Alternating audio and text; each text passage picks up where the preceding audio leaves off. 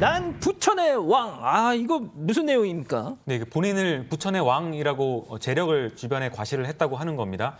대규모 성매매 조직의 총책인 건데요. 경찰이 이번에 이 총책과 일당을 무더기로 검거했습니다. 성매매 알선 혐의로 총책 1명, 직원 11명, 그리고 외국인 여성 소개업자 2명을 검거했다고 밝혔는데요. 조사를 해보니까 이들은 지난 2월부터 8월 사이에 경기도 부천과 인천 부평, 서울 강남 일대에서 오피스텔 34곳을 빌렸습니다. 그리고 그곳에서 외국인 여성들을 고용해서 성매매를 알선한 혐의를 받고 있습니다. 저 현금 쌓여있는 거 보십시오. 저 금고에. 자, 6개월간 벌어들인 수익이 7억 원대라고 하는데 아니 뭔 짓을 했길래 이렇게 짧은 기간 동안 그 많은 돈을 모은 거죠? 그러니까 온라인과 기업형 성매매 결합입니다. 그러니까 온라인에 홍보글을 올리고 그러니까 인터넷을 잘하는 직원들을 뒀다고 해요. 그럼 사람들이 그걸 보고 나도 이제 성매매를 할까 하는 그 상황에서 위치를 보면 한 군데가 아니라 강남, 경기도 부천, 인천, 인천 부평에 이제 오피스텔 34곳을 빌렸으니까 가까운 곳으로 가서 성매매를 할 수 있게 하고 그리고 성매매하는 과정에서 이 남성들에게 8만 원에서 23만 원까지 성매매 대가를 받아온 건데요.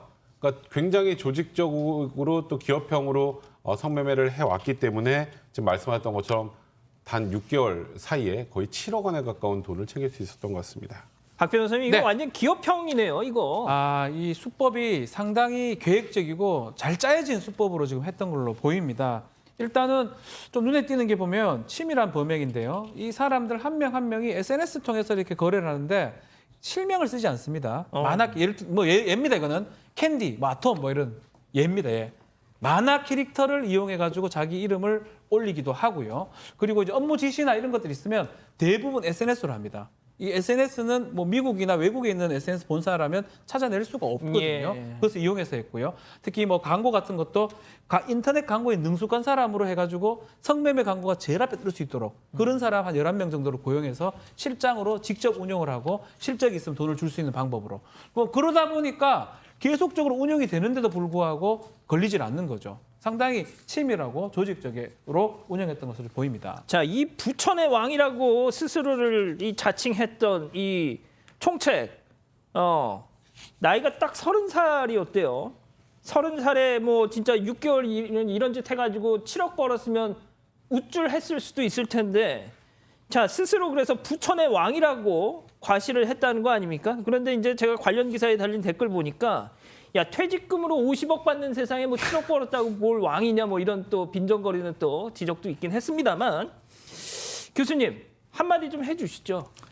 글쎄요. 지금 요즘에 그 성매매 관련 단속이 굉장히 강화된 것으로 알고 있는데 또 이거는 어떤 분야에서 또 인터넷 광고를 통해 가지고 또 이런 일들이 있군요. 근데 이제 제가 볼 때는 실적에 따라 가지고 수당을 지급한다라고 하면 그거는 어떻게 보면 인간에 있어서의 그 어떤 심리를 갖다가 잘 활용을 해서 나이가 30인데 지금 7억을 갖다 벌었으니까 본인 스스로가 그렇게 우쭐거릴 수는 있겠죠. 아마 명함을 파가지고 사장 전무 이렇게 해서 다녔을 거라고 저는 생각이 드는데요. 이 기업형으로. 그래서 사실 이런 것들이 순간적으로는 그렇게 눈먼 돈을 갖다가 벌 수 있을는지는 모르겠으나 이것이 길게 가면은 이 사람들이 종착역은 통상적으로 법무부 쪽으로 가더라고요. 그래서 사실 이런 그 행위를 갖다가 하는 것은 그 순간적으로 옆에서 돈을 많이 번다라고 하는 것에 대해서 현혹되지 말고 정도로 가는 것이 제대로 가는 것이다 이렇게 저는 봅니다. 예. 자, 또 짚어봐야 할 것이 이런 30몇 군데의 오피스텔에 그 성매매 여성들을 이렇게 소개해줬던 그 에이전시가 있었는데 그 에이전시 업자를 딱 잡고 봤더니 그게 또 부부였다면서요? 네, 외국인 여성들을 공급한 소개업자라고 볼 수가 있는데 2명이 부부 관계였습니다. 이들은 200명이 넘는 외국인들을 성매매에 소개한 혐의를 받고 있는데요. 세상에. 여성의 외모에 따라서 수십만 원에서 수백만 원씩 소개비를 받은 것으로 조사가 됐습니다. 여성을 공급한 성매매 업소가 100곳이 넘는다. 지금까지 이렇게 경찰 조사에서 진술한 것으로 알려졌습니다. 자, 그 에이전시 부부 중에 그 부인이 태국 여성이었대요. 그러니까 쉽게 말하면 자기 동포 여성들을 성매매 이런 업소에다 이제 공급을 했던 겁니다. 쉽게 말해서.